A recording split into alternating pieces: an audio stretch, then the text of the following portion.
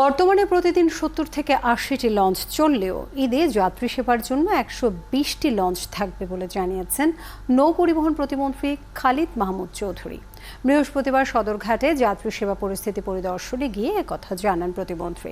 পদ্মা সেতুর কারণে সড়ক পথে কম সময় লাগলেও নিরাপদ ও আরামদায়ক হওয়ায় অনেকেই লঞ্চ যাত্রাকে বেছে নেন। লঞ্চে আগের তুলনায় যাত্রী চাপ কম হওয়ায় যাত্রা স্বস্তির হয়েছে বলেও জানান প্রতিমন্ত্রী। যে আমরা নর্মালি কিন্তু প্রায় ৭০টার উপরে লঞ্চ চলাচল করে, এখন প্রায় ১২০টার উপরে লঞ্চ চলাচল করতেছে ঈদ উপলক্ষে। ১০,০০০ কিলোমিটার নৌপথ তৈরি করার প্রকল্প নিয়ে কিন্তু আমরা এগিয়ে যাচ্ছি।